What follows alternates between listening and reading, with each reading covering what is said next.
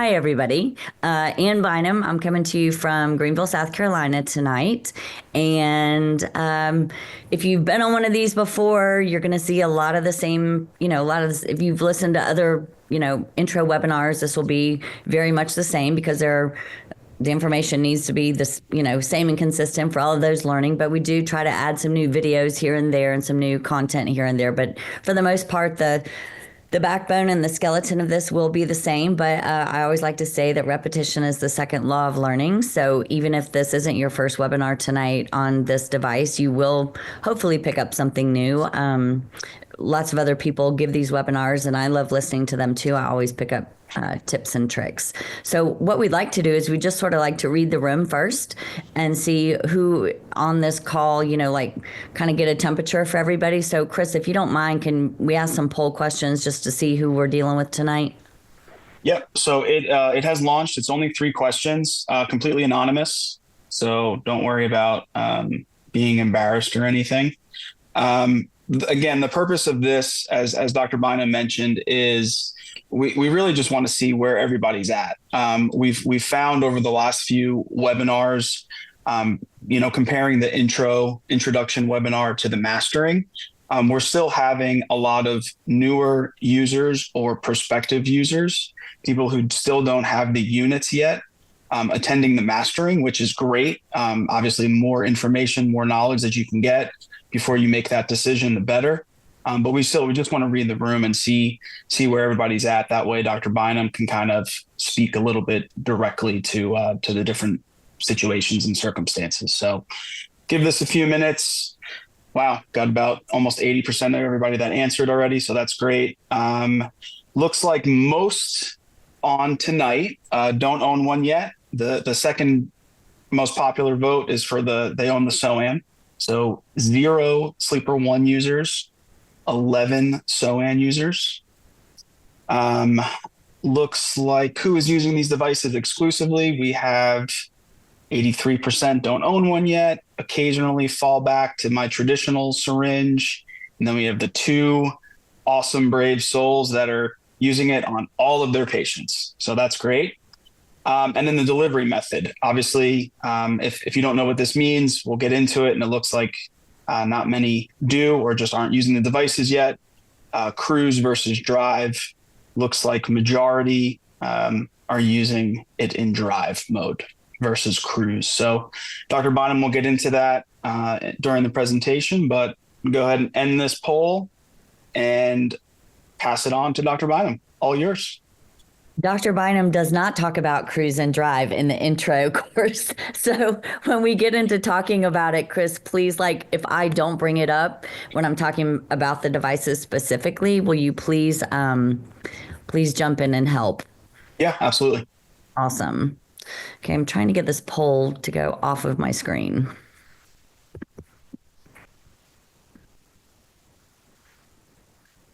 Go away. Okay, there we go. We're going to get started here. So we're talking about intraosseous anesthesia tonight, and I kind of want you to know a little bit about me. I'm not an academic. I'm literally treating patients every single day, just like you are. I'm a wet-fingered, board-certified pediatric dentist. I've been practicing for almost 30 years now. And this is my spouse. This is Matt Bynum. He is a general dentist, and he and I practice together. We share a building. He has his own practice and his own patients, but we are, quote unquote, in practice together, met in dental school. And these are our kids. We got 3 kids. They're all grown now. We got 2 dogs. The dogs are the only ones left in the house with us now. All the kids have flown the coop. And this was our sniff, probably our last family vacation. We took it this summer. We all went to South Africa together as a family. And now everybody has a +1 or a job or a busy life, and getting everybody back together is kind of bittersweet that we don't have that. So all you youngins on here, definitely you hear my lectures. I lecture a lot on mental health and work-life balance, and just really make sure that you make things that are important a priority and carve out time for those things. And that is one of the reasons that I am involved in New Smile. This is something that I'm very passionate about. This is something I want to see I wish it was around when I was a young doctor. It's going to be such a fantastic tool to take with you into your future in pediatric dentistry. So again, this is Matthew. He lives in Florida. He works for HubSpot. This is Luke. He's our middle son, and he is a second year dental student at MUSC. And this is John, and he is our youngest son, and he is a junior at Clemson, and he's a business major. And then, like I said, they all have their plus ones. Matthew and Maddie just got engaged at the end of last year. Luke and Faith got engaged at the end of last year. John and Sal, they're in or not in high school, they're in college. We're not allowing such things anymore. And sadly, y'all, I mean, Chris and Aaron almost feel like they know my family, but sadly, Sal plays lacrosse, plays rugby for Queens College, and she dislocated her elbow this week. So she is like out for the season. And that is, for all you people who love sports, those of us who like to be active, that's like, oh, it's so crushing for her and for all of us. So that's my family. Now I'm going to talk about my work family a little bit. This is our practice. This building actually doesn't look like this anymore. It just got painted last week. It's the color of the snow. It is painted white now with brown trim. So I'll have to get you some pictures of that, Chris. It looks very different. And some of you on this call may not know me at all, but some of you may know me from hearing me speak. And then I also do a lot of speaking on podium about tongue ties and frenectomies. And so I do in a separate practice inside of my practice called the Tot Spot, which is a tongue tie and airway center. So lots of things going on. This is my work family. This is Dr. Megan Chorowski. Super proud to have her by my side to run our business together. She is my 2.0. We get each other. We're just, we love to push the envelope and grow and do all kinds of things. And I just love having her under our roof. This is our team. None of you on this call can do any of these things without your amazing team. So we just want to, give mad props to our teams that help us do all of this, because they're going to be the ones that are probably putting these devices together for you, disassembling these devices, sterilizing these devices, taking excellent care of these devices. So, we really want to give a kudos to all of our teams to help. We are now a 4-doctor practice. Megan and I are the owners, and then this is Dr. Bassem Nashed and Dr. Maria Jeffcoat. And this is what our team kind of looks like now. This is one of our latest group photos. We did a trunk or treat. Side note, if you want to really spice up your marketing for your business, do a trunk or treat. This is our second year doing it, and it has been a huge success. All right, so back to the task at hand. We're going to talk about intraosseous anesthesia and electric delivery of that intraosseous anesthesia tonight. So these devices, I'm imagining that the high percentage of you on this call tonight that don't have devices yet, you've probably at least by now, they've been on the market for well over a year, almost going on 2 years, right? In March, Chris, it'll be 2 years. So Correct. You've probably laid eyes on these devices by now. So it's more like, hey, how do these, why do we want these? How is this going to really help me in my practice and my patients? And that's really the goal of trying to, really try to convince you by the end of this hour-long webinar that this is going to help your patients in your practice. So how do the devices work? It is an intraosseous injection. It's going, straight from the bone to the nerve of the tooth. We're bypassing it, going into the soft tissue, crossing our fingers, hoping it's close to the nerve that is innervating the tooth that we need to work on. This is bypassing all of that. It's not sitting there like a bolus of anesthetic in the tissue while we wait for it to work. So this is, how it's traveling through the bone and getting to the apex of the tooth. And that is the target that we're shooting for. We're shooting for the apex of the tooth by going through the bone, knowing our anatomy before, obviously we should be knowing our anatomy before we stick any type of a needle into a patient's face, jaw, bone, whatever. And this is one of the big differences. This is what our traditional syringes do and look like. This is our thumb coming on and off the syringe, and we think we're delivering it at a good steady cadence, and we're really not. We're not that We're not as good as a machine can deliver it. So every time that we increase the bolus of anesthetic, we're causing more of an acidic reaction and more discomfort and pressure for our patients. Whereas if we use a machine like the devices we're talking about tonight, an electronic injection machine, it's a steady rate, it's a steady cadence, and that really helps reduce the discomfort. So if the webinar just stopped right now, that's one reason alone that you're benefiting and you're being compassionate to your patients. Is that's just one way that these devices decrease the discomfort that they could potentially encounter. So another great, this just says, what benefits do they provide to the patient? And this is a huge one. No collateral numbness, right? This is, again, we cross our fingers, our patients leave. We hope they don't chew up their faces. This is the phone call. This is one of the reasons in our practice, we don't like doing op in the afternoon, because I don't want you calling our, after hours line at 7 o'clock saying you're in the emergency room and your kid had an allergic reaction to anesthetic. Whereas if, we do all of our treatments in the morning so that if they're going to have a problem, they're going to chew their face and we're going to get a call in the afternoon and we can, tackle it then instead of in the evenings. Now this isn't even a problem anymore, because one of the great things about these devices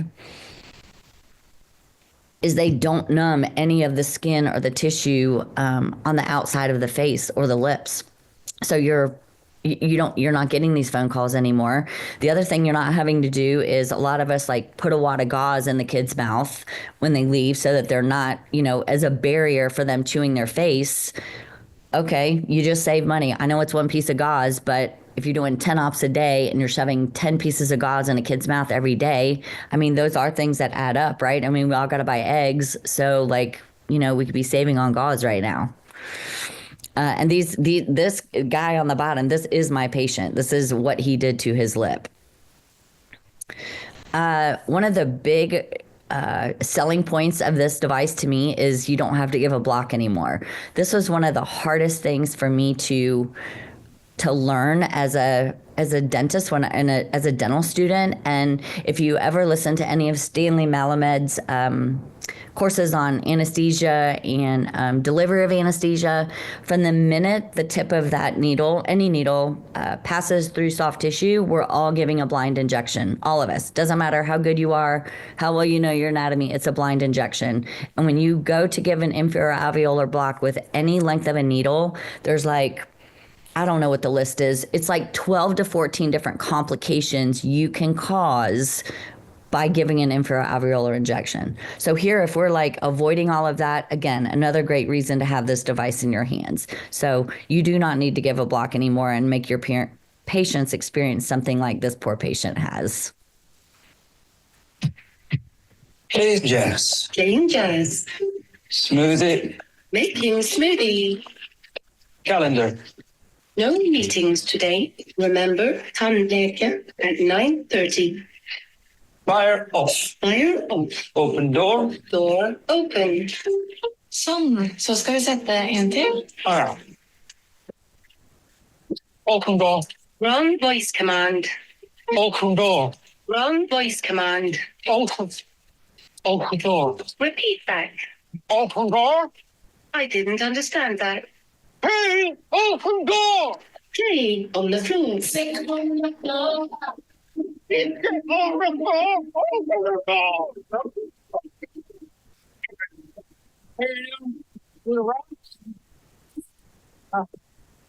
Open door.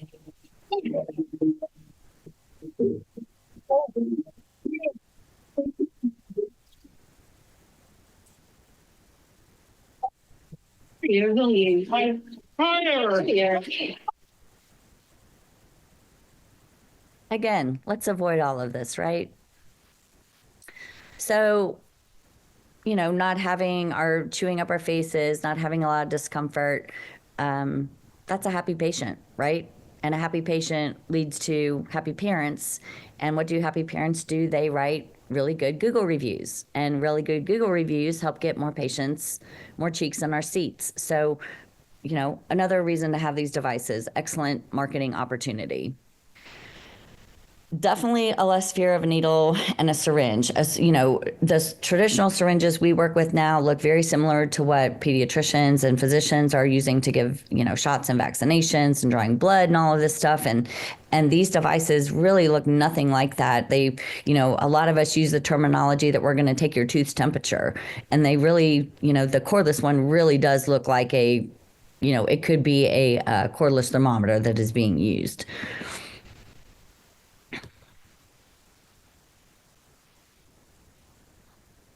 And adults are like the absolute worst. They're the most fearful. Thank God we're dealing with kids, right? So we've talked about some of the benefits, but let's specifically talk about what are the benefits to us as the dentist. And one of them is, discomfort over time and muscle fatigue over time. Giving a traditional injection is one of the most muscle labor intensive things that we do. And over time, if you just add up how many injections you're giving, and I do 10 ops in a day. So 10 ops every day, 4 days a week. I'm not 4 days a week anymore, but 4 days a week. And that adds up. And that's, our hands are our, that's our livelihood. That's, we hurt our hands giving injections, or we hurt our hands on a ski slope. I mean, we are screwed. So again, this is much more compassionate to us as well. It's a much easier way to deliver the anesthesia, and you can see it right here. There's no your thumb is literally just holding it like it would hold a pen or a pencil. You're not having to retract the syringe. You're not having to push manual pressure using the palm of your hand. It's a much, it's different. It's a learning curve for sure, but your hand is going to last a lot longer delivering anesthesia this way than with a traditional syringe. One of the most awesome benefits that it provides us as clinicians is the patient is numb immediately. So this doesn't mean you have to get busy right away doing the treatment, but it sure does give you options and opportunities, right? If you look and your communication software or headset or assistants yelling in the door that you're behind and you've got to check 4 recalls in the bay, fine, go check your 4 recalls in the bay and then come back and get your treatment started. Your patient will still be numb when you get back. But what if you are behind in treatment and you need to get that treatment room cleared?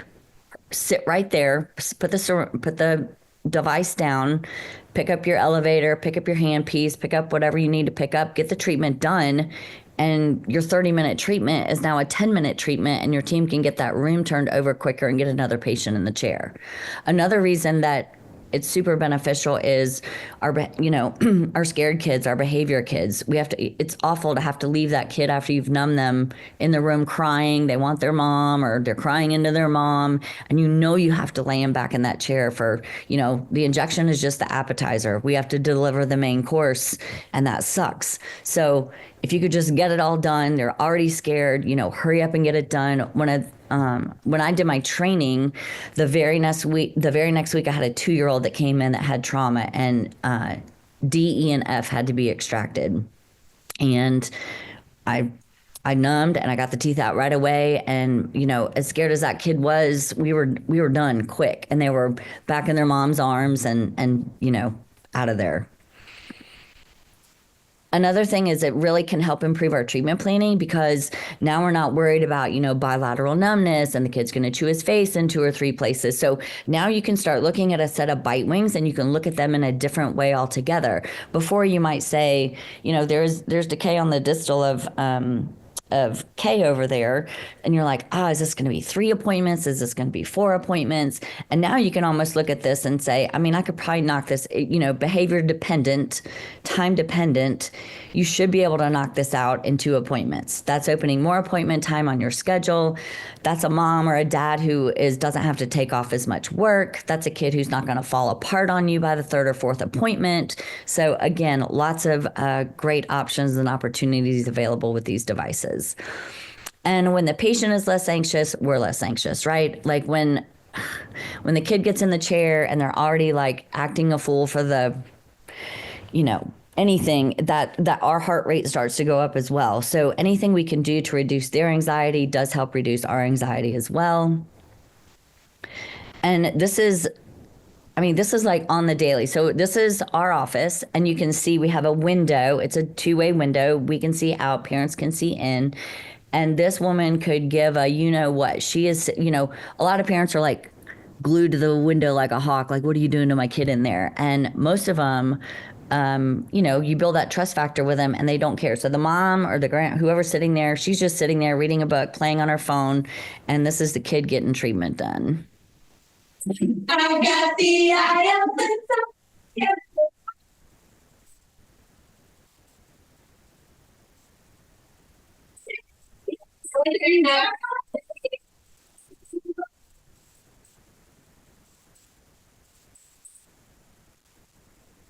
And this is, I mean, way more times than not, this is the reaction of patients. Like they are not scared of it. They don't feel it.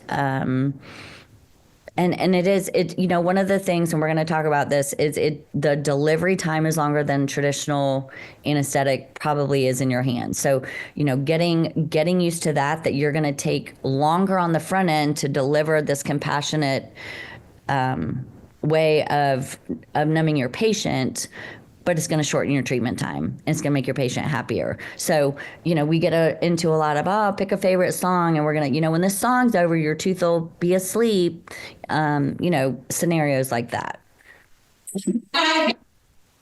So where has this been all my life? Like a lot of people, and I know Chris gets asked this at Boost, like, well, is this new? Did you guys just develop this? Like, what is this? How did you come up with this? And it has really actually been around for a really long time in other countries except the United States. And it was developed by a company called Dental High Tech, and Dental High Tech Academy is the group of people who have circled the globe to teach these techniques, to teach others how to use these devices. So it's been around for almost 30 years. A jillion people have had the device in their hands. A jillion patients have had it in their, had it used on them. It's being taught to residency programs and dental schools everywhere. Practitioners are using it. There's tons of lectures on it. And this number is going up every day now that it's in the US, how many courses there are available. But when it all first started and all the training started, when Dental High Tech put this group together, these top 5 gentlemen on the top line, they were the first line of defense. They've been the ones that have taught everybody below them in this line. And you can see there is no US flag on here. And these devices, like I said, have been around for 20 plus years. It's just that the hoop you have to jump through in the United States with the FDA to get anything approved is a really treacherous hoop to jump through. And we are so fortunate that New Smile was ready to go to bat to get this into the hands of US trained dentists. And then when all that started, Dr. Laurie Johnson, some of you have probably taken some of her webinars. She has stepped away for a while now, so now I'm doing them. And then Megan, who I introduced you to earlier, my business partner, she is also doing some of these webinars. And I don't have Josh Solomon is not as pretty as we are, so I haven't made a little icon for him yet, but he has sent me his photo today. And in the next webinar, I'll have a beautiful picture of Josh on here. So Josh is the one who is taking command of doing the mastering webinars. Now you'll see, the other thing is we don't want you getting bored with all of, I don't want it to be like, oh my God, Ann always does those and Josh always does those. So Megan's going to be stepping in. She's going to be doing some of them. Miranda Kolaski is going to do some. We want a big, robust group of us to teach you all how to do it so you can teach other people how to do it. Just like these top 5 gentlemen in the screen behind us here have taught all of those below them. That's what we want to see happen as well. We want to see this like expand out and just really get everyone trained up on it. So Megan and I are kind of running the intro courses. Miranda's going to help some, and then Josh is doing the mastering. And these are all the KOLs. KOL stands for key opinion leaders. It's really it's a fancy way of saying these are people who are dedicated with Dental High Tech and New Smile Tech to help get technology like the Sleeper and Sleeper One and the Sew-In into your hands, along with lots of other new Smile products and technologies. And again, I've said Dental High Tech, and then you've got New Smile. And what's really cool is New Smile now has a new branch, and you're going to watch the slide change. and they have a new branch now called New Smile Tech, and that's where these devices fall under. The other devices that would fall under here would be the scanner. They've just launched a really new cool scanner. Casey Lynn is doing webinars on those. So I'm really impressed and excited to see New Smile bring technology to the specialty of pediatric dentistry, because my husband being a cosmetic dentist, I mean, they got all kinds of cool things, like all kinds of cool things he gets to use, and software, and I just love to see that they're investing in us as a specialty with all these things. So lots of things have evolved. This is what x-rays look like 100 years ago. They look a lot cleaner and more modern today. Dental equipment 80 years ago was nasty. Now we've got clean, beautiful, modern, futuristic looking dental furniture and equipment. And then, however, this is still what a traditional syringe looks like. And that's sad. So these things have now evolved, and this is what we can offer our patients now. Something that is new, cool, futuristic, streamlined, just the best. This is offering the best to patients, and I think that's that is in the heart of a pediatric dentist, is to offer the best and what is the most compassionate for our patients as well. So where do you get one of these? Again, I mentioned you're not going to your Patterson rep or your Henry Schein rep. This is a proprietary product sold only by New Smile, so you would be reaching out to them to get one of these devices. So don't think you're going to call your Atlanta Dental rep or Benco rep tomorrow and try to get a better price or work with your buddy on it. Your buddy is now Chris and Aaron. And I just wanted to bring back around when I started helping out teaching this device. I mean, I'd gone to Bourbon and Baby Teeth, and I knew Mike Lusberg, and I knew a little bit about the company. And then when I did a deep dive, I was like, holy crap, I've been using so many of their products for so long. And then it made me realize that I really trust their products. So then one of the biggest things I changed to was Neoputty right away. I was like, we're switching to this. We switched to Biosim Cement. And I believe strongly in my practice, in our culture, and I love the New Smile culture. I love that it's always the same people. It's not a revolving door of people there, and you can literally, like, you'll find out at the end of this, you can text or call Aaron or Chris or Jordan or Kyle or anybody at any time. They will help you answer questions about the Bioflex crown. They will talk to you about the sale on the space maintainers. They will help you with these new devices. It is very, it's got a good customer service touch to it, which is very important to me. I don't like buying things that are the cheapest. I like buying things that I find value with. And this is just a long line, linear line since 1991 of products that New Smile has provided for us as pediatric dentists. So this is what they look like. You've probably seen the Sew-In more than the Sleeper One, but there are small cult groups of us out there that do like the Sleeper One. They prefer it.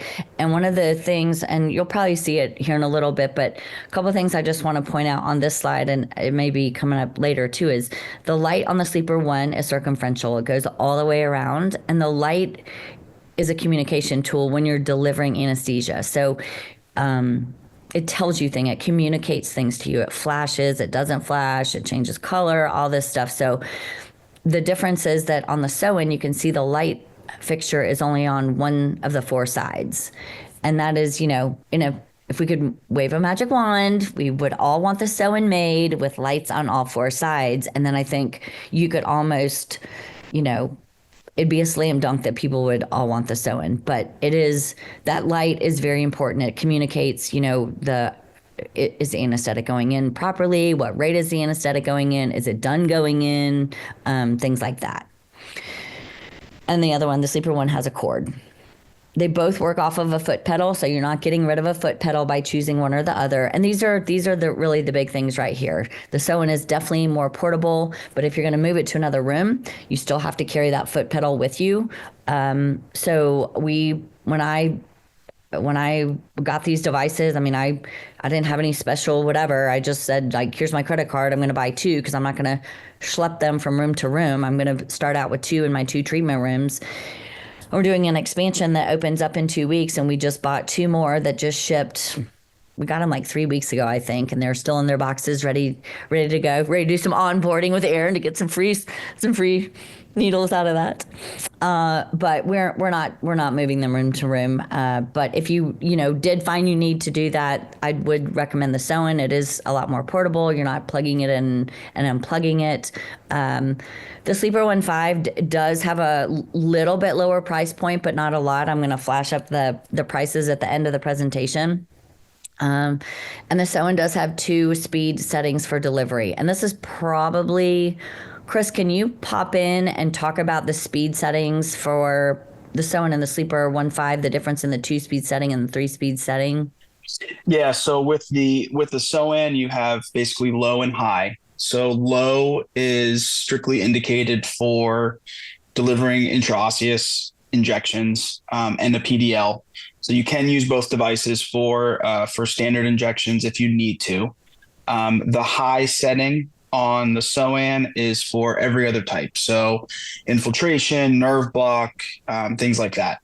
The only difference with that compared to the Sleeper 1 is there's a third, like, medium speed that you can set for PDLs. Other than that, they are both exactly the same principles, same protocols. Like Ann said, both use a wireless foot pedal. All of your clinical controls are on that wireless foot pedal.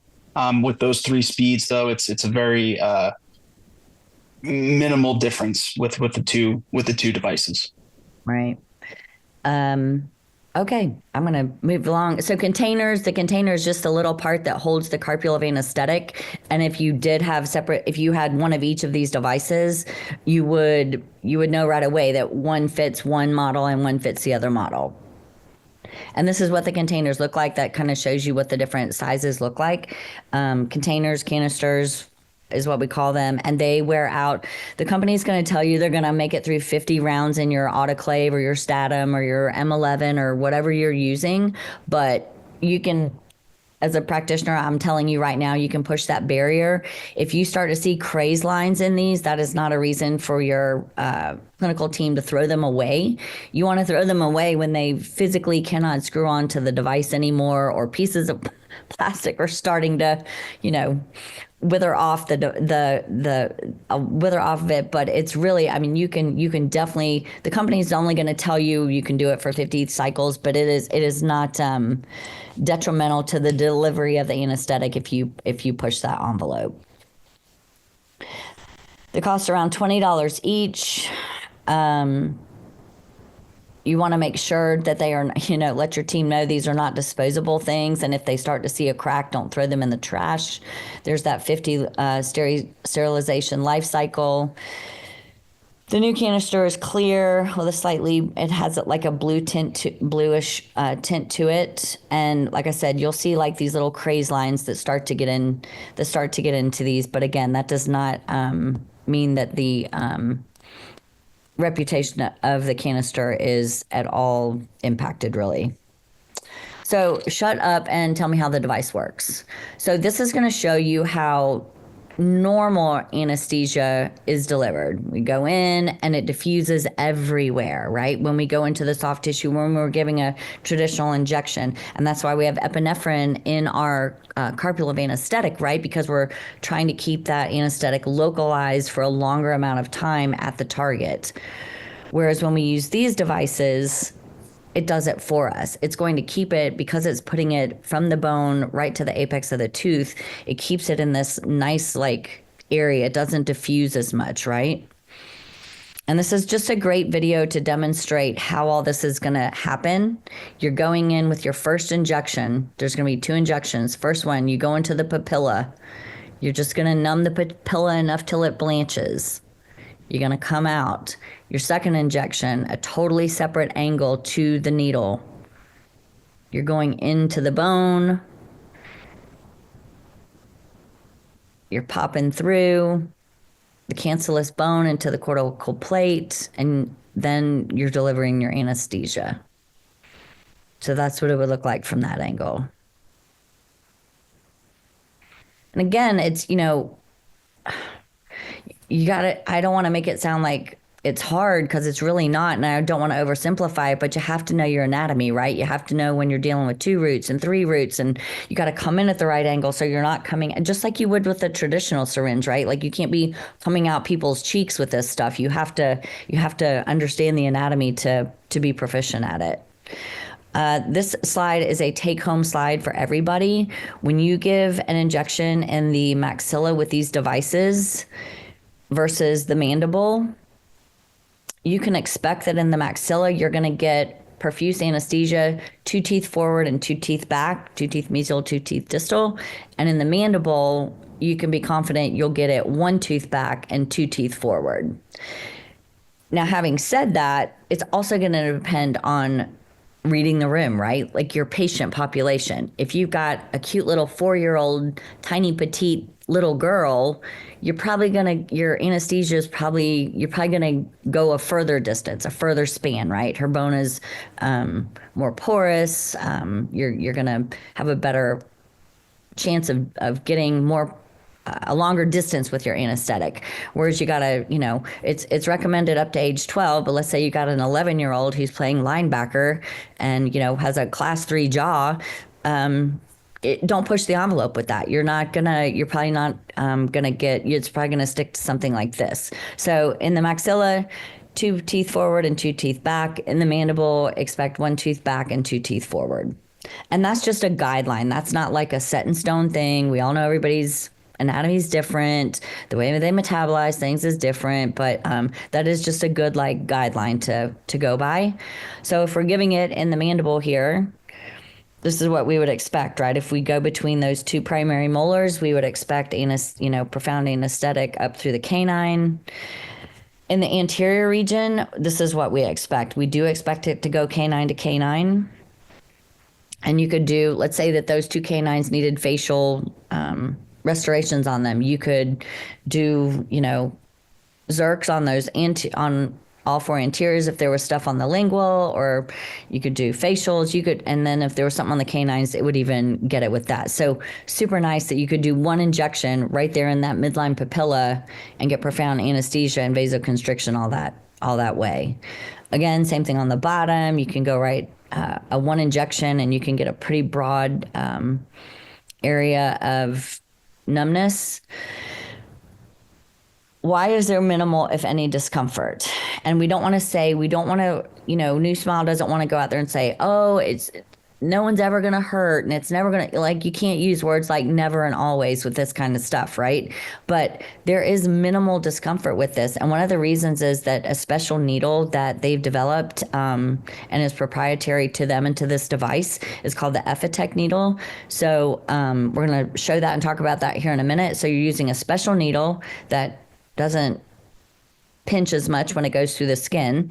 You're using this electronic device that we talked about, delivers a cadence at a specific rate, and then we're getting our support points down and our ergonomics right when we're delivering it. We're not sitting out here holding it. We're going to show some videos and some photos of how to support the patient and support the device. So here's the special needle we talked about. This is what a standard needle looks like.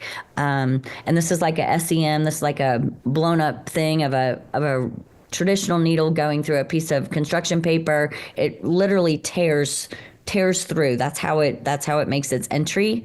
Whereas with the Effitech needles, it's a double bevel on the needle, and a double bevel is the same exact thing as a medical scalpel would be. So it literally is sliding underneath the tissue. It's almost like a butter effect. It just slides into the tissue, which is a lot more compassionate and less, it doesn't make the tissue as angry, which means it's not as uncomfortable. And this is all we're doing. We're literally just trying to get it underneath that initial layer of mucosa so we can start delivering the anesthetic right there. Let's not all get hung up on 15 degrees. We're just trying to say it's not 90 degrees, okay? We're just trying to give you a ballpark here. So this is what it would look like. You're not taking it down to bone. You're just trying to get up underneath that tissue. And again, this is just what the differences are. The Effitech needles do cost about 27 cents a piece, whereas a traditional needle that you would get from, I don't, what am I trying to say? From Patterson or whatever, 18 cents is about the average cost on those. And then I just have listed on here what the gauges of the needles come and how they come in a traditional versus with these Effitechs. So it's a 3-stage process. That video that I showed earlier kind of shows you that. That first injection is going into the mucosa or into the papilla. The second part of this 3-stage technique is we're going to penetrate the bone. So we're coming out with the needle, and we showed we're going to go back in at a separate angle. So we're going to penetrate the bone, and then we're going to deliver our big bolus of anesthetic, our IO injection at this point. So this is so the pedal has an outer foot pedal on it and an inner foot pedal on it. The inner foot pedal is what you're going to use to deliver the first part of the anesthetic. So you're going to step on that inner part, and you're going to go into the mucosa, into the papilla, and this is as slow as it's going to deliver it, okay? So it's a very slow process for that initial injection. And what you've probably seen in all these slides and videos, like there's a letter D on the needles, and it's very important because it's the letter D is positioning where that bevel of that double bevel needle needs to enter the tissue. So it's very important that that D be pointing out all the time. It's always pointing to the buccal or the facial. So you can see in the photo to the right, the D on the green needle there is pointing out. So get your orientation straight, get it right in your mind before you go in to the tissue. Here's what the second injection, or no, this is a video of what that looks like. So the D is pointing out. Dr. Marina is literally just like pressing it into the tissue. She's not like jabbing it in. She's just pressing it in, and you can see the tissue already starting to blanch right there.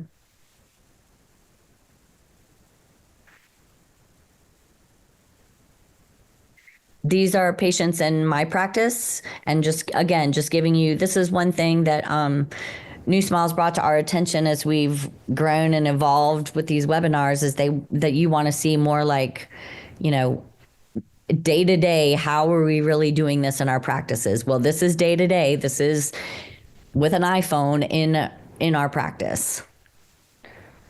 So this is Dr. Nash, and I want you to appreciate that both hands are touching and on this patient. When we're giving a traditional injection, that's not the case. We're backed off of the patient. So you're going to see, you can see here, and then we're going to take a 10,000 foot view, but it's a very intimate space that you're in. We call it the circle of safety when you're giving these injections. And you can see Dr. Nash is just laying it in there. Here's another one over here.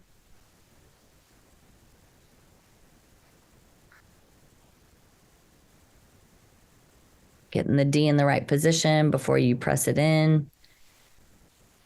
And you can see the needle bends. I mean, they're very flexible. The needles are very flexible. So, and you'd rather have something that flexes versus, is brittle and breaks. So that is to be expected to see some flexing in the needles.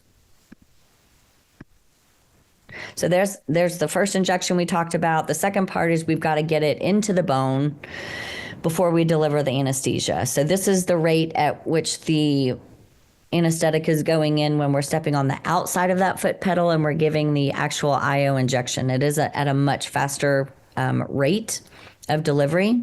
So this is that same patient that Dr. Marina was seeing. She's got the needle at a completely different angle. Hands are wrapped all around the patient. She's got her purchase points down.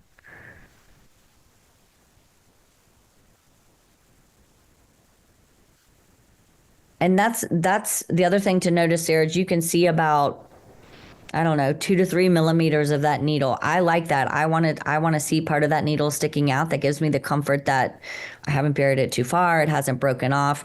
Don't freak out. This isn't a thing that's going to happen ever to you probably, but I don't like to have that hub buried right against the mucosa. I do want to see part of that needle when I'm doing these injections.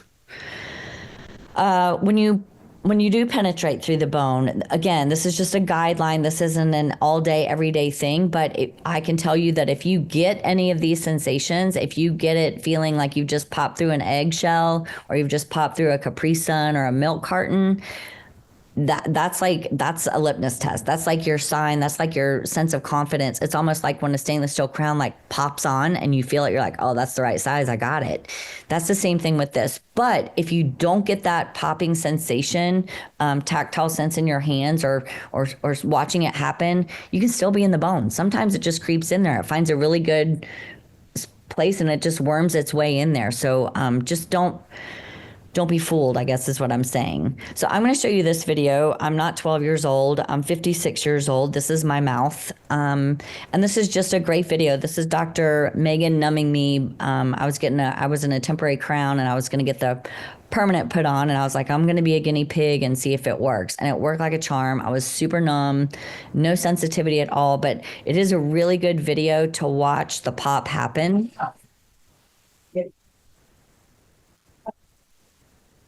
And again, I'm not an easy patient with adult bone, but she's really working at it. She's using her hand, she's twisting. She's very choked up on the syringe. She's right down at the end of it. Now watch.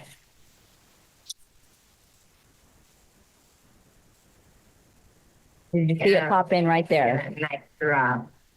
And she even said it, that was a nice drop.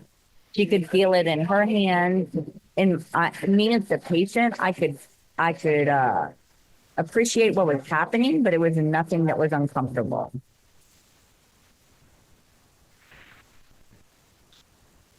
Here are a few other kiddos getting the stage 2 of the anesthesia. Again, this is Dr. Nash. This is that same patient, just giving stage 2 of the injection. He's choked up on it. He's twisting. You're twisting because you're trying to help it bore into the bone.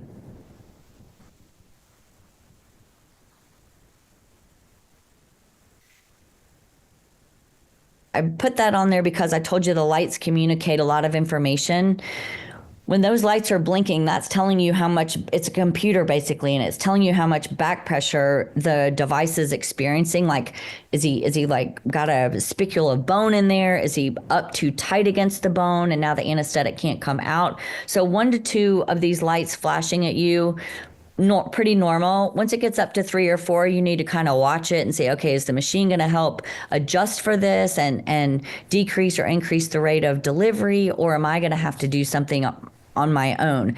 And the things you may have to do is you may have to just pull the syringe out a little bit and back off the bone, or you may have to reposition a little bit if you start to see these lights, flashing into the 3 or the 4 range.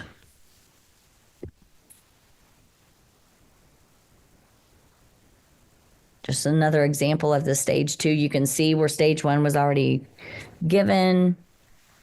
Super choked up on the syringe, and that's me giving this injection.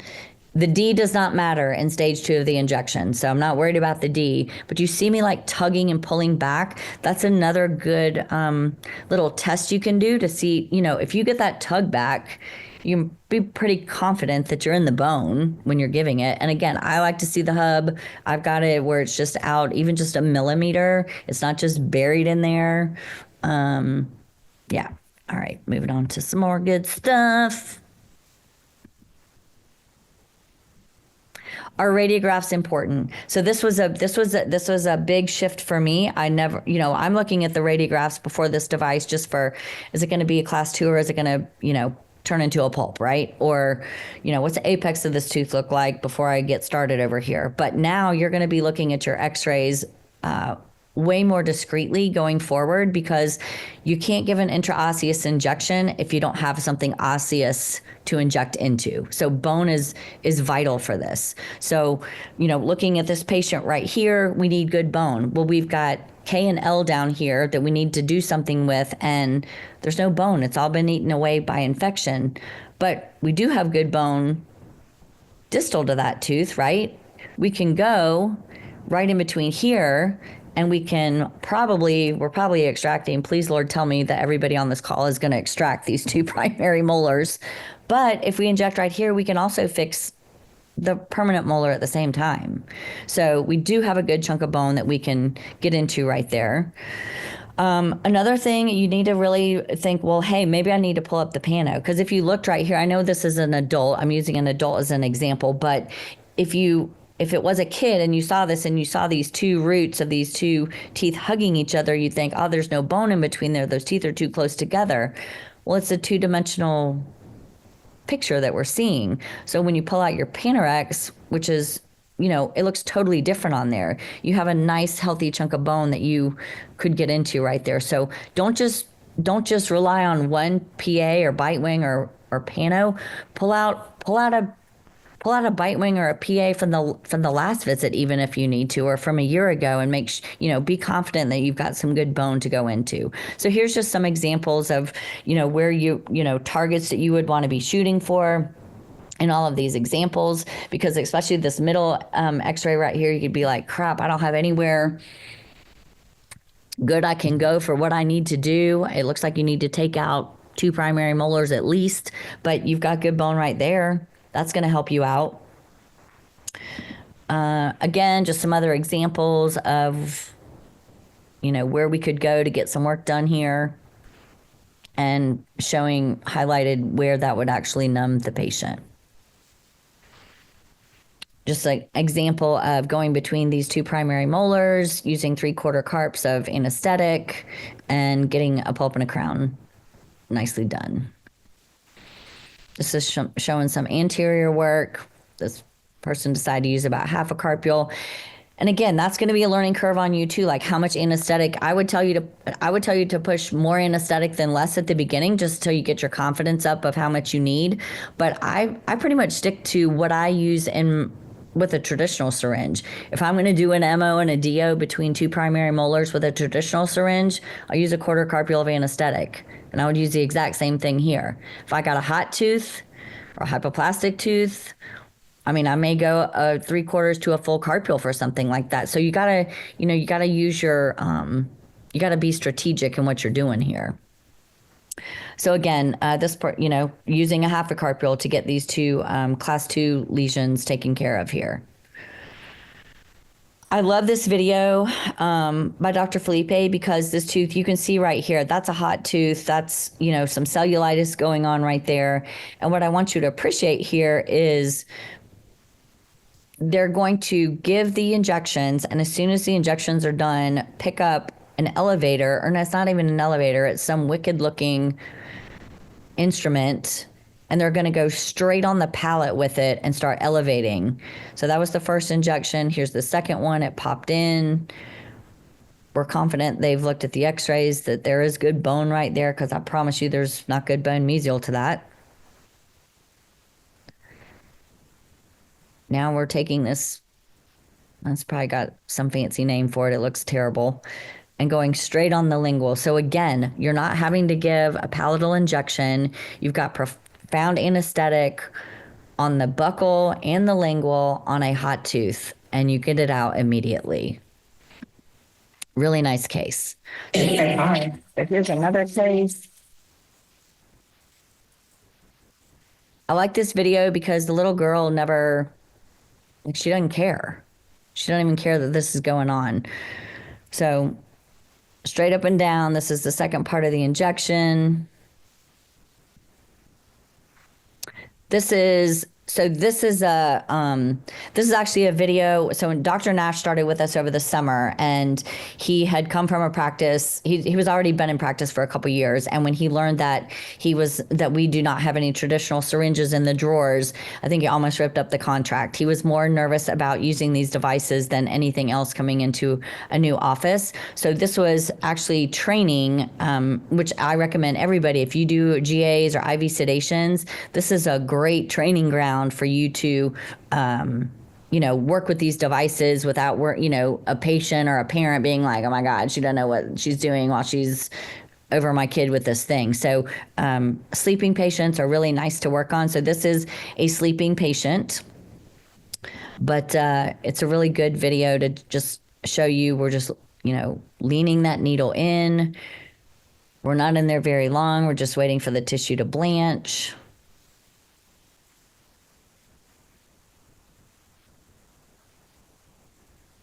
His gloves are full of sweat. We're standing over him, training him and teaching him what to do right now. And then the second injection, he's going to twist and pop into the bone.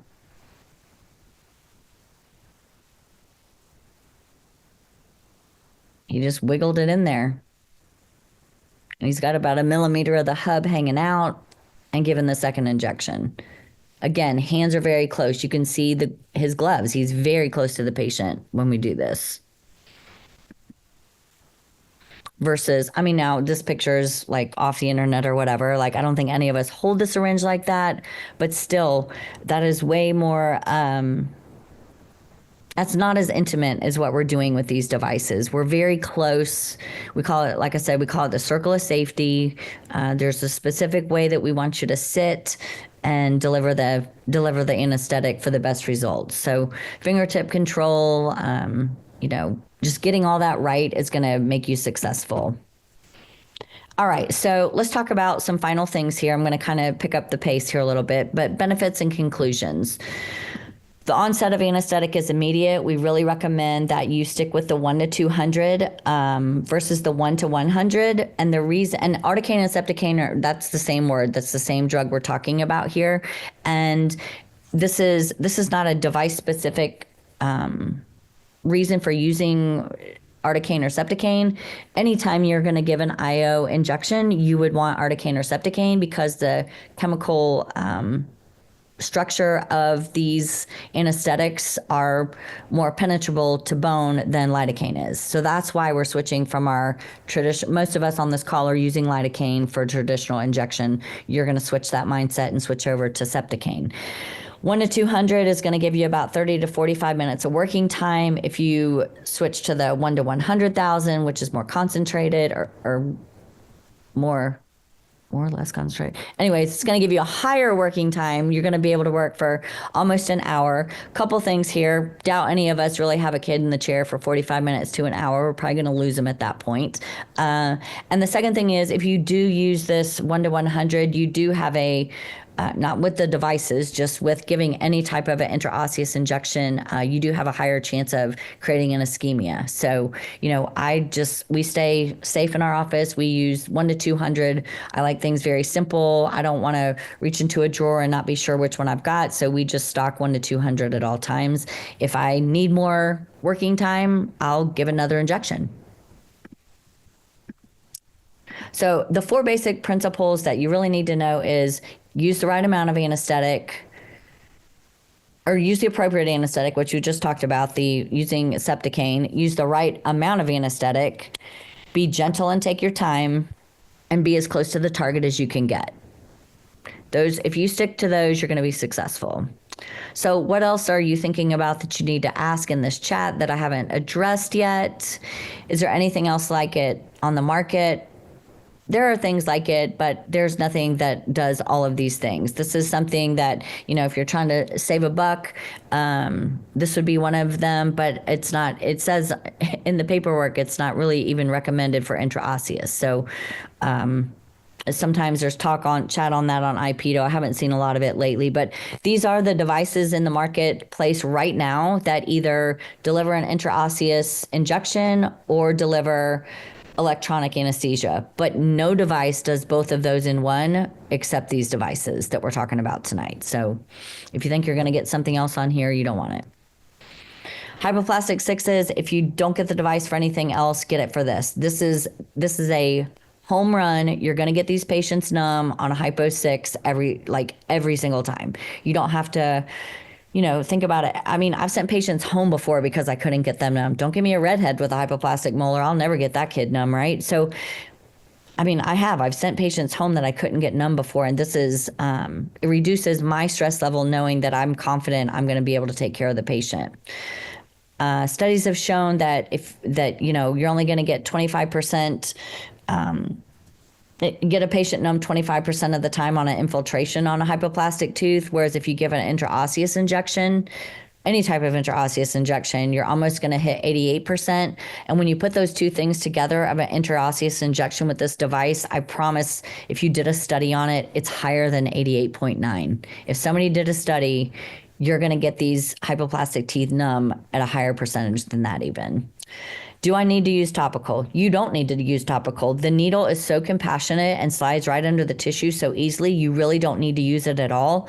However, starting off, I wouldn't change a lot. I would be using topical until you get your comfort level, what's comfortable for you. But also in our practice, we like to use it as a litmus test, right? Like if the kid's going to go full bonkers with a Q-tip in their mouth, they're probably going to go full bonkers when you put a traditional syringe or one of these devices in their mouth. So I would tell you to stick with using topical. Just because, again, like it gives you, like what kind of, as Lori calls it, what kind of goat rodeo are we really going to be entering into here soon?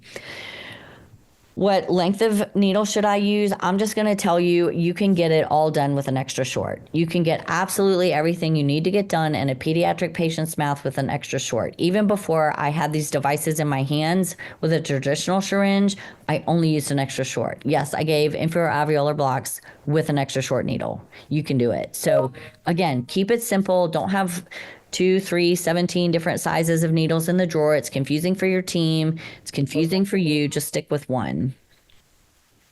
How much anesthetic should you give? Again, this is where we talked about earlier. You have to be strategic. What's the size and the age of your patient? How many teeth do you need to work on? What kind of shape are these teeth in? Like, what are you going to be doing on these teeth?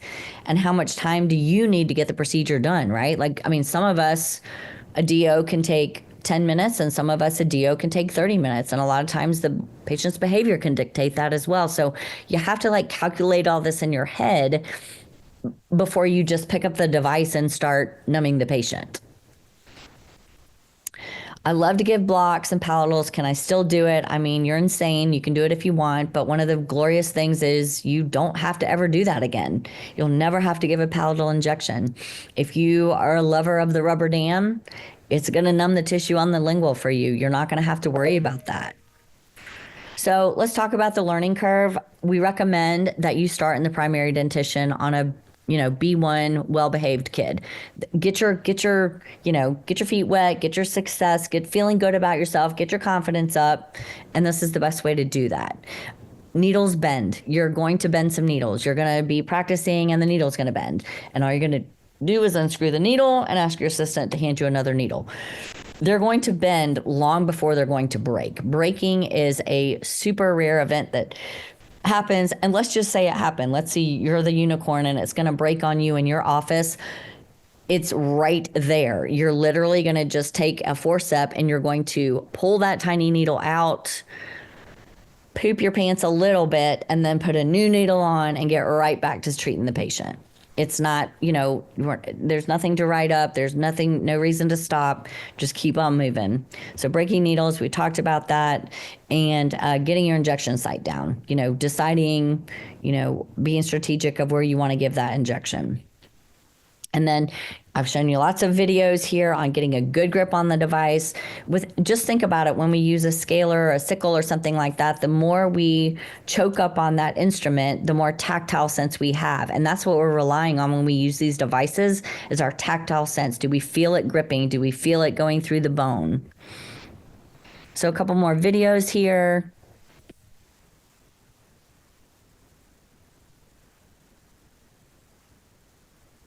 D pointing out.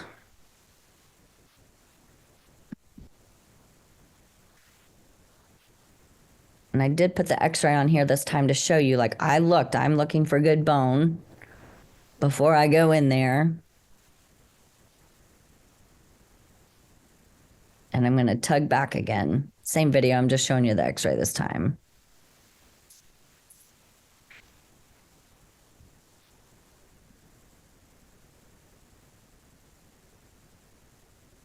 Here's another case. Just showing you we're going mesial to that crown.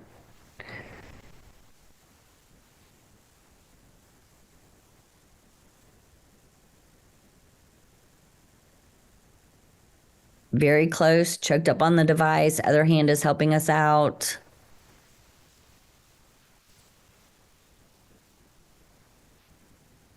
Another example. Good job. Okay. Put a nice and big for me. You're doing amazing, but So we're dealing with an abscess back there, right? So we know we don't have bone distal to that tooth that needs to come out. So Dr. Nash has, strategically planned where he's going to go. He's going to go mesial to that tooth. He's going to find some good bone. And let's say he plays around here for a while and he can't get in. He can still go mesial to the first primary molar and inject there, and it's going to give us enough, profound anesthesia to still get tooth A out of there.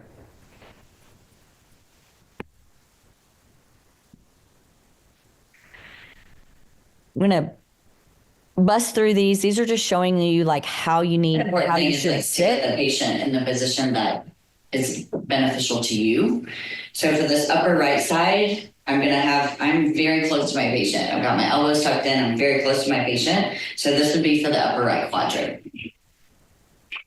And then for giving the injection, this is for part 2 of the injection. I'm going to go in like this. I'm going to go in like this. I'm going to go in like this. Good. People say they really struggle with the upper left, and you got to remember that you can move your patient. So I'll have my patient move to me like this. And again, I'm sitting very close to my patient. I'm not like way up here with my arms. I'm very close and have my patient in close. And then I'm holding the sheet back and retracting, and same angle. I would go in like this. I could go in like this. I could go in like this.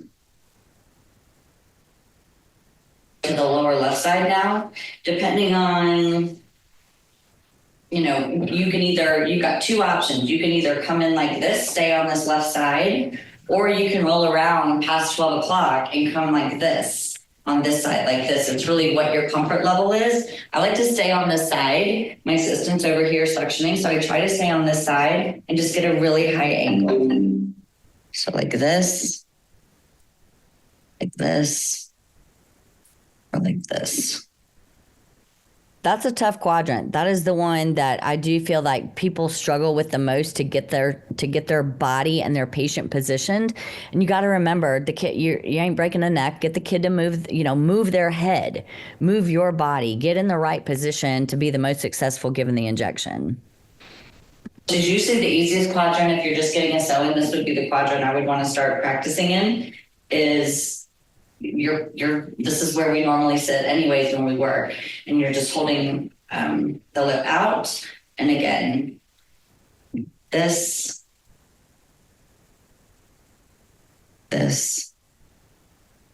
and this. Our model was Dr. Megan. She did a great job. So remind me again why I need these devices. They work immediately. Predictable anesthesia. Remember those hypo sixes we talked about. There's no delay, which gives us lots more opportunity. Less stress for everybody involved. No post-op side effects. And you can optimize the appointments. And if you're not once you get this, or even before you get this, like get a marketing strategy down, how you want to make yourself stand out in your market, and why it's a great thing that you're investing in your practice for your patients. And pretty much I say, if old farts like me can learn how to use it, and young dental students like my son can learn how to use it, all of you on this call can learn how to use this. So this was Thanksgiving break, and Luke was home for, obviously, on Thanksgiving break from dental school. And this is John, his brother, who was the guinea pig. And literally this was right here where I'm sitting right now in the dining room, and we were messing around with it. And he got John, it took a couple times, but he got John numb.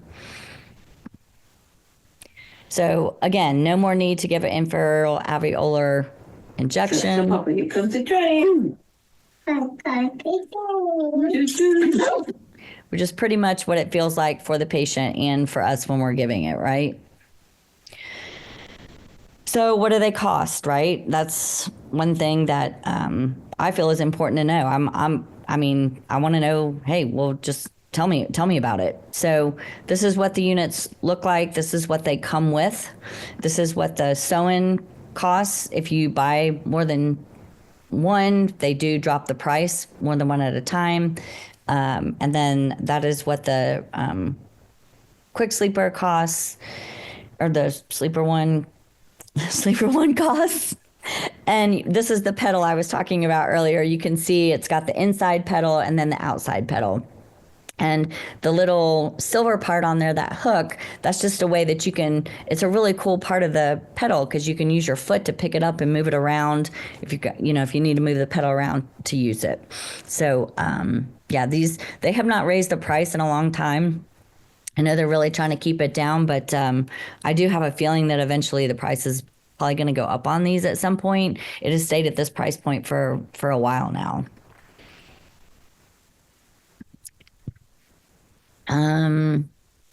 That says, how are you going to learn to use it? You're going to call these people that we're talking about here. You're going to call Chris Malzone. This is all his information. Jordan's not on the call with us tonight, but he's a huge help as well. You can reach out to him. Some of you on the call may know him from some of the New Smile, seen him as a vendor at a booth at a meeting somewhere. And then we have the lovely Erin with us tonight. And Erin, she's really taken on most of the onboarding. So any of you who buy these devices or already have one of these devices, you have worked with her or will have the pleasure of working with her. And the other thing I would tell you is, if you do the onboarding and you still run into hiccups, don't feel like you're a doctor and you should know this and you're going to feel stupid calling these people. That is stupid to think that way. You need to call. Otherwise you're going to put it in a drawer and you're not going to use it. So they want to see you be successful with it. We all do. So how am I going to learn to use it? Andrew Prynne is a huge proponent of this. Like I said, he was one of those top 5 gentlemen in that slide I showed earlier. He's a great resource. He's on, he comments in the Facebook group that I'm going to show here in a little bit, but that's who trained me. He came for a day and did training for all of our doctors. It was awesome. New Smile sometimes will come to you. When they were here training us, I asked if I got all of the doctors in Greenville together, would they do a training session with us? And we all have, licenses in the state, so we could have it was like being back in dental school. We did a little stab lab on each other. So you can make it fun. You can get CE credit out of it. Whether you have a device or not, I hope all of you are lurking in the Facebook group. This is a great, I go in here all the time. I answer some things, but I'm always learning things in here, especially when people struggle. It's such a safe space for people to put their struggles in and get ideas of why is that happening? Or why were you not having that problem before and now you're having that problem? It's a very big think tank in there. So I would encourage everybody to jump in there and do some learning. If you have this device or are considering getting one, which I'm thinking you are if you've stayed this long. So who else is using these devices? Dr. Bobby Elliott, he is a goat in pediatric dentistry. If you don't know him, you should. And he's very risk averse and one of the last people to a party to buy something like this. So he finally bought it and he said, hey, it's working overtime today. This is what I did. Then I did C&H on a 7-year-old. It was easy. Parents were blown away. Again, marketing. Thank you both for the excellent education and the tips. And we just said, we love hearing stories like this. And this is what makes me spend my evenings after I've seen a full day of patients being on a webinar like this, because I want all of you to have the same experience that people like this are having. Dr. Brian Richards, he's quite the mouthpiece on IPEDO as well. And after he bought it, his very first patient was a trauma patient, and he used it on these lower anteriors. He gave one injection. He couldn't even blow air on the kid. He gave one injection between the lower anteriors with a half a carpule. The kid didn't flinch. He could do the beveling. He cleaned it. The kid never felt a thing. Thank you for selling me on this. And then he said, curious how tomorrow will go. Well, he's a big rubber dam guy, and he had a 3 or 4-year-old kid the very next day that he used it on and did pulps and crowns on this kid. So he's all in as well. Dr. Meredith, super skeptical. She's one of the people that like bought it and didn't take it out of the box. So when she finally took it out of the box, she numbed at 10:13. She had ENF out by 10:15. It was literally a 2-minute appointment for the patient, right? So get the room turned over, get working in emergency, or just take the next, 20 minutes to decompress because you got the treatment done faster. And I said, can I please add this? When she told me this, I said, can I please add this in the webinar? And she said, yes, please. It was a huge rush. Dentistry can be fun and new and exciting. And in being in it as long as I've been in it, and even you newbies in here, there's not a lot of new crap that comes down the pipe in pediatric dentistry for us. There just really isn't. I would say between an isolite and a dry vac, SDF, this is like that even trumps those things. I feel like we just don't get a lot of cool new things, and this is a win-win for us and for our patients. I just want to end by telling you that there are hands-on ways that you can learn this. You're working on chicken bones. Chickens are dead, but you're working on their bones, and it is taught. So Chris, I'd like you to kind of speak to this. What is a restore course? What does that look like? Like, what's the difference in, what happens on Saturday of the course versus what happens on Sunday of the course?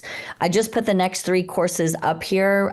Fort Worth, Chicago, and Charleston are next, but there are, I think on the website, you have the next ones available past June already listed, the dates and the cities already listed. They do fill up pretty quickly, especially depending on the city. And then at the bottom, for all you female dentists on this call tonight, the Pearls, the pediatric dentistry, is going to take place in the beginning of April in Austin, Texas. And it's a great lineup of speakers. I'm chopped liver. I'm at the very end on Sunday, so book your flight early and get out of there. But it is going to be a really good lineup, and just, to be able to socialize and learn from other female pediatric dentists will be pretty awesome. Chris, will you kind of just jump in and talk about Restore? Yeah. So they're 2-day courses, actually technically a day and a half. So Saturday is a full day course on restorative procedures. So zirconia crowns, Bioflex, using all of the restorative products within the procedure for the New Smile products. And then that's also a hands-on aspect of it. So in the afternoon of Saturday, you get your own typodont, your own instruments, hand pieces, and you actually get to prep and go through the entire procedure. Sunday is a half day, which is a tech day. So we do a little bit of a lecture in the morning, and then the rest of the morning is dedicated for that hands-on. And typically what happens, as much as we love spending the time de-skinning and de-meating chicken bones for this, it turns into a stab lab, like Ann mentioned before, where everybody just starts using it on each other, trying it on each other. And it really helps get the grasp of the difference between the 2 devices, having them in your hand, seeing the differences in the indication lights. Again, they're used the same way, but it really helps get a feel for the devices, how to use them, but also how they feel from a patient perspective. So highly recommend. Fort Worth is sold out next weekend, but hopefully we'll see everybody in either Chicago or Charleston. And it's not just me that teaches them. There's quite a few other instructors that will be there, but it just so happens that I will be at all 3 of these.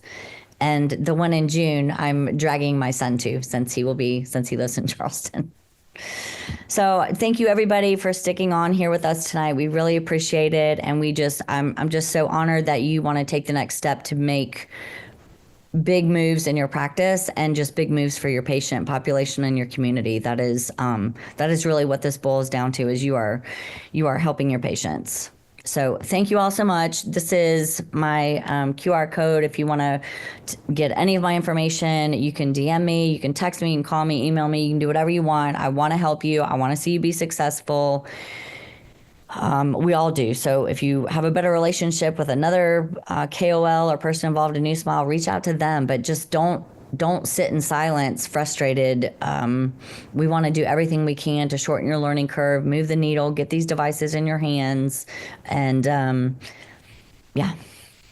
So thank you, thank you, thank you. Thank you. We do have a bunch of questions. I do want Bunch to of questions. we do. Like I did do a good job. Yeah. Yeah. Well, you did a great job. Just everybody loves to ask questions, so it's encouraged. I did want to give Erin a chance to take a deeper dive in the onboarding process and the training process before we dive into the questions, just so everybody understands. You know, to Dr. Bynum's point, we are here to help you. We want you to be successful. So we have an onboarding process set up. We will hold your hand as much as you want us to, but I want to give Erin an opportunity to go through those steps and what that looks like.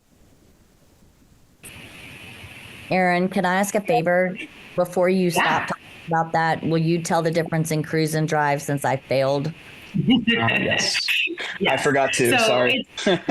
Yes. So it's just like a car. So with cruise mode, you hit the pedal once and then your foot is free to do whatever you want with it. And then you hit the pedal again to stop your flow of anesthesia, just like a cruise control in a car. And then with drive, it's more in line with like your rheostat. So you're holding down on the foot pedal and delivering. And then when you're ready to stop, you just remove your foot. So that's cruise versus drive. Only the SOAN has those options. The Sleeper One is in drive always. So that's one difference between the two. As far as the onboarding process goes, when you buy this device, you will get an email with my Calendly link and some other fun links that you can access. The Calendly link will take you to my calendar and you just book an appointment with me and we get on a Teams call and I go over all of your settings. If you wanted in cruise versus drive, we kind of can set it at that point. And then we kind of just look at the other settings on the device. Again, the SOAN has a few more settings than the Sleeper One. And then just kind of go through the basics of how to use the device, some tips and pointers and some like frequently asked questions. I kind of go through those and then give you some time to ask questions. And then after that, you'll fill out a survey. And then at some point in between, you also will get a link to some online modules until you get to watch those modules. So the modules. Oh. And a survey, not sure how I muted myself. So the modules, a one-on-one and a survey, and then we'll send you a free box of needles. But I always tell the doctors after I talk to them, that doesn't mean, you don't have a set number of questions you can ask us. If you have a question after the onboarding's done, we give you our cell number, text us, call us. Literally, I was texting a doctor right now on the phone, like while we were doing the webinar. So we're not, that doesn't mean I'll always answer at 8 p.m., but we're here to help you. And if it's above my pay grade, because I only play a dentist during my work hours, then we get you in touch with a KOL who they're always open to text, calls, drop-in visits. They're very, very open to anything that you guys need. Awesome. Thanks, Erin. All right. So we're going to dive into the questions here, everybody. We do have some good ones tonight. So first question is, how do you change the setting for the speeds? Is it only on the pedal or something else? Dr. Bynum, would you mind going back to the slide with both images and the prices? Because that actually shows a good image of the foot pedal. And we can go through some basic info here. But, it's a great question. This is something that we do cover during that onboarding call. But if you look on the foot pedals, the top right of the foot pedal, so on the SOAN where it says high and low, and then on the Sleeper One, the 3 bars, that is the button on the foot pedal that you would hit to switch from low to medium to high. Again, within intraosseous injections, you always want to stay on low. You never want to switch from low to high during the injection process. So you're always going to be in low for for intraosseous?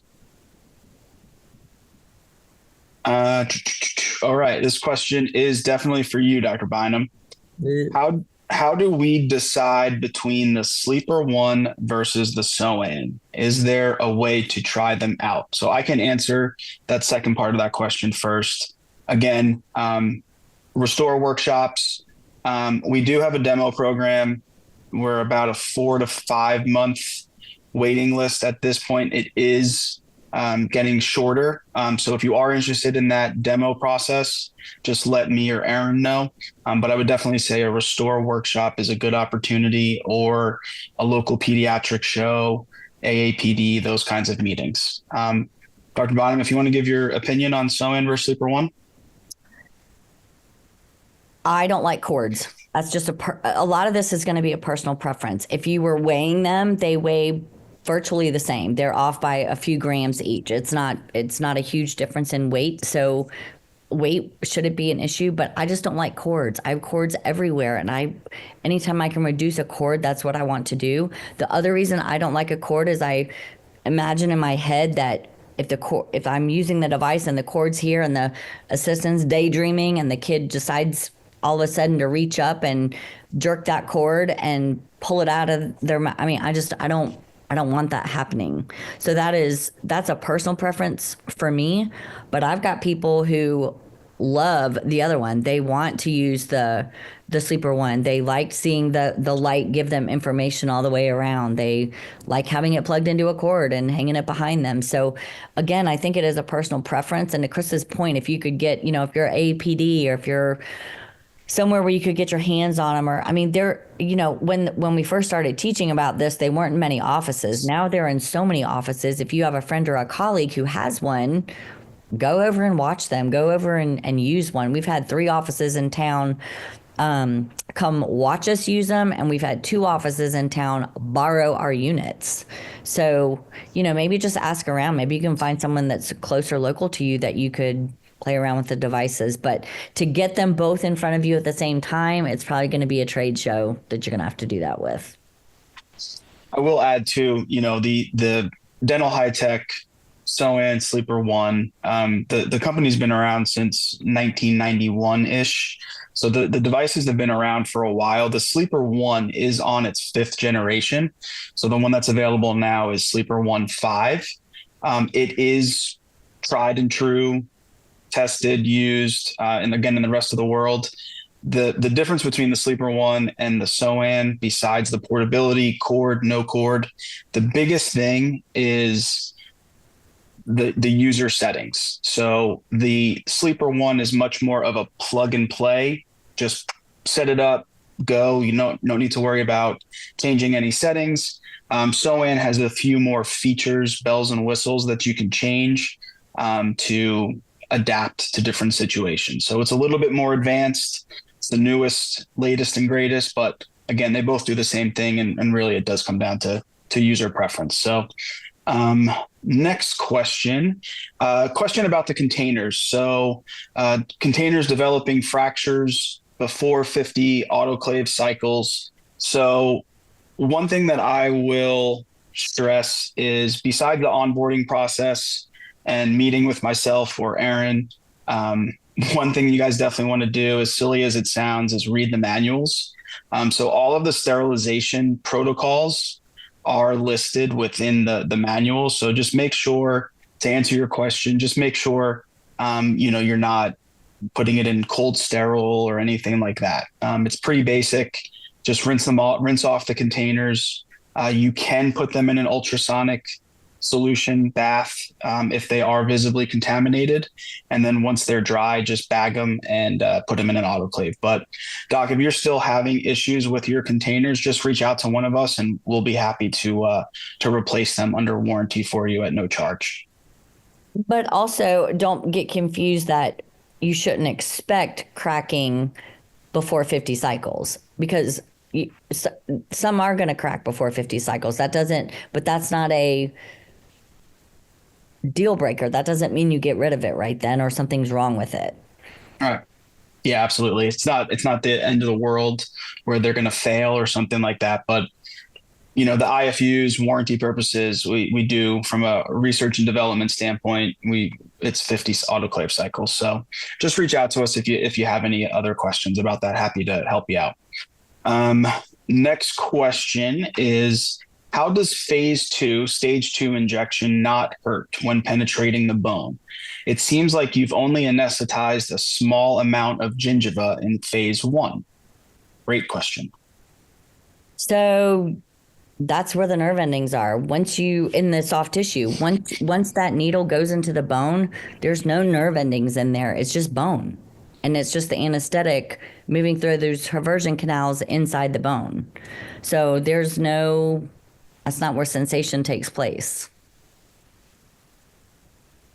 Yeah, so the purpose of stage 1, 2 is to anesthetize that periosteum. So once that layer of nerve endings is anesthetized, that's the painful part, right? I guess you could say. So to Ann's point, there's no other nerve endings that you have to worry about once that periosteum is anesthetized. All right, another question about, is there a preference of type of anesthetic used during these injections?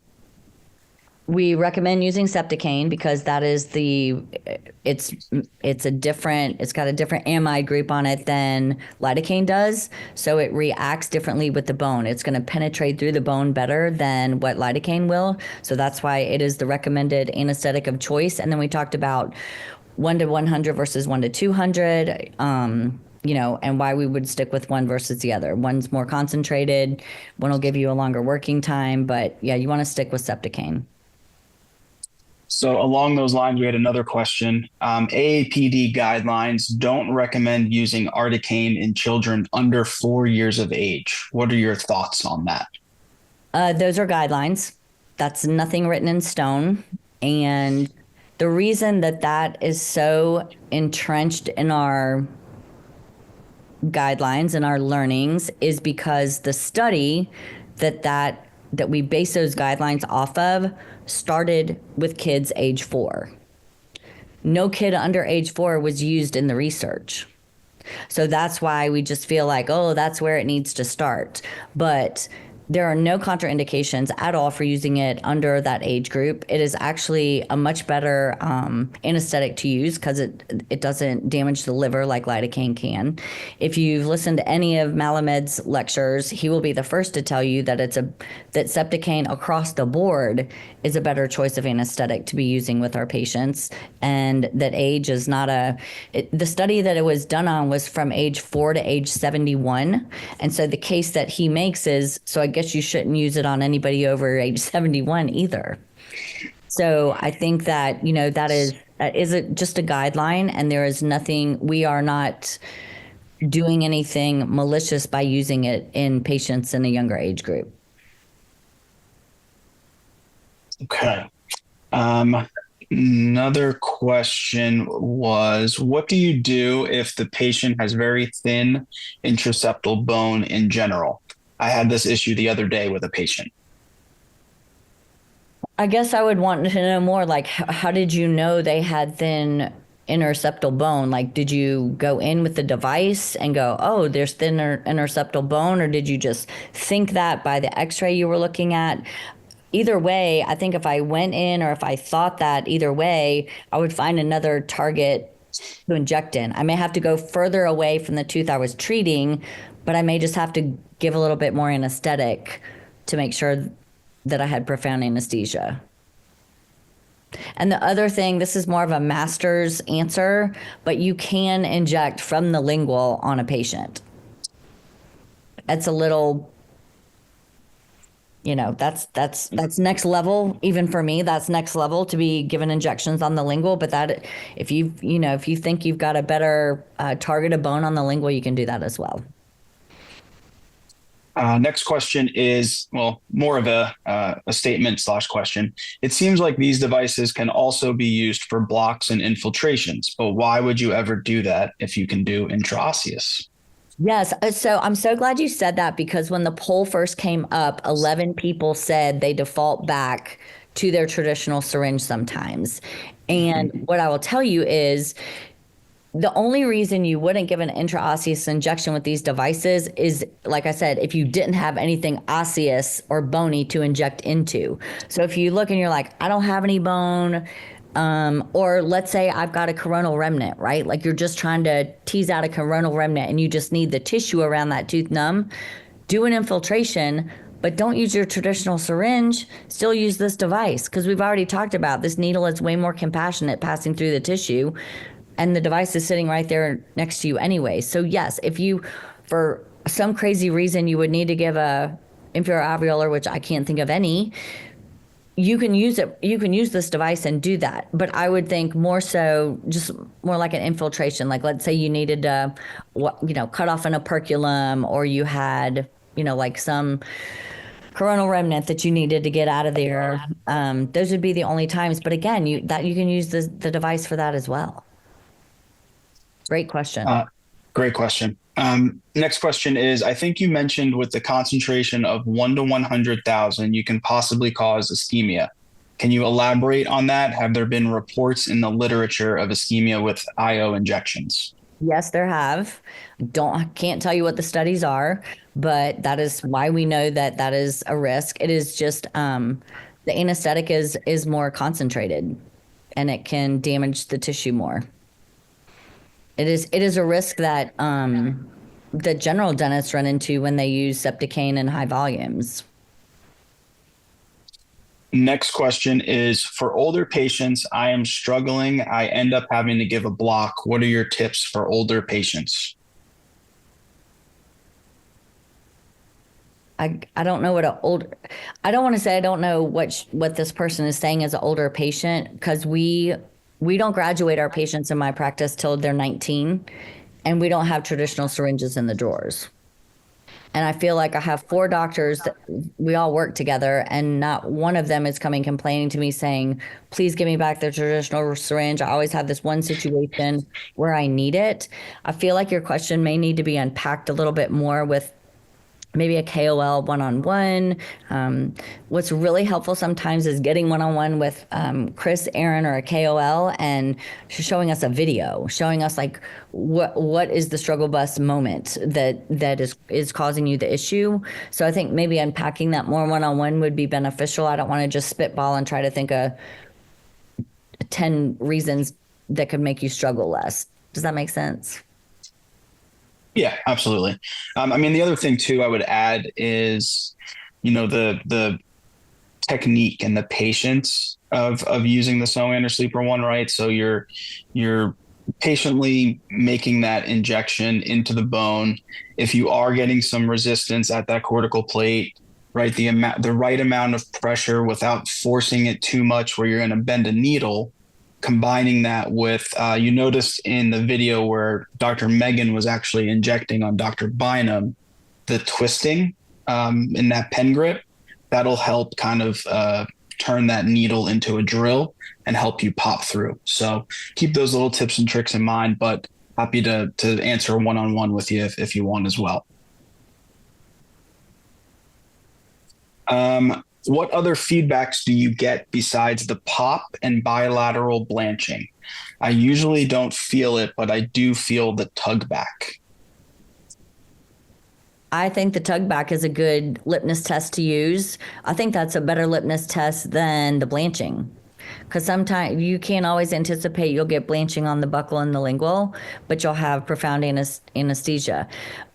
Some people do pick up an elevator or some other instrument and actually test the gingiva around that area before they place the rubber dam or before they use the elevator or the handpiece or whatever. But there's not like a tried and true way to know. I mean, kind of you can say the same thing with a traditional syringe, right? Like you're going in and you're like hoping for the best. Like how were their nerves innervated? Am I close to the nerve? Did I get it? But I do feel like this is way more, I have way more confidence with these devices. Multiple questions here from one attendee, so I'm going to break this up one at a time. Can a pediatric hygienist with a local anesthesia license use this product if needed in a case of scaling and root planing on a teenager? you may answer that, Chris, but as far as I know, it's state to state. But if you have anesthetic certification in your state, you can use these devices. Yeah. The answer is yes. So as long as they have their appropriate local anesthesia license for the state, then they can absolutely use the SOAN or Sleeper One. Next part of the question is, do you need to aspirate with this product? No need to aspirate because there's no vessels in the bone. Can you use this with cardiac patients with mepivacaine with no epinephrine? Yes, you can. And that would be the recommendation, but you've got to tell yourself my working time is going to be less. So you may have to, depending on how much work you're doing, you may have to inject again or more. All right. And then the last question was a general pricing discount question. So again, we do offer discounts for multiple units. We typically offer discounts at Restore workshops in Tint, Fort Worth next weekend. So next week after Fort Worth, we will be running a promotion. But the question was more geared towards university and education programs. So we do offer discounts for university programs. We do offer hands-on, one-on-one training for residents and for faculty. In fact, Dr. Bynum, myself, Aaron, we have a busy schedule next week before Fort Worth of training a few local schools in the area with the residents and faculty. But we do offer discounts. We do offer one-on-one webinars, one-on-one hands-on training, things like that. Mastering course is really good. Anne, do you want to talk a little bit about your experience with the mastering, just kind of the differences, what everybody can expect if they haven't been on one yet? Yeah, more cases. You'll see more cases that aren't your just entry level cases. They're more complex cases. Like I think Josh shows a couple. When I taught it, I showed a couple mesiodins, extracting a permanent tooth. So you'll see like some more robust cases on there. And then, it definitely more down the rabbit hole of how to use the device, how to give a lingual injection, techniques, things like that. But everybody's different. I feel like some of you on this call tonight could get on there and really get something out of it. But I don't think I would have wanted to watch that until I had the device. I think I'd be like, why, what am I getting out of this hour when I'm not going to be doing this tomorrow morning? So I personally think a mastering course to me is you already know something and you're trying to master it. And if you don't, it's much more advanced yet. If you don't have the device yet, why are you worrying about being a master of it? Just like get it and learn it. Yeah, I would say too, if you guys get one thing out of the intro webinar tonight, it's join the Facebook group. It's a great place to start. It's a crazy, great community of like-minded dentists where no judgment, ask the stupid questions, the non-stupid questions. Again, no judgment, it's just an open, very open community where everybody's there to help you. So within posting, you typically get a response within 20 minutes, maybe even quicker. And it's usually multiple responses from multiple different perspectives, experiences, tips, techniques, tricks, things like that. So no other questions have come in. So Dr. Ann, thank you so much again for hosting and lecturing to everybody. Aaron, thanks again. And we will hopefully see everybody in a couple of weeks. Please reach out to us if you have any other questions. Appreciate you joining tonight and have a great rest of your evening.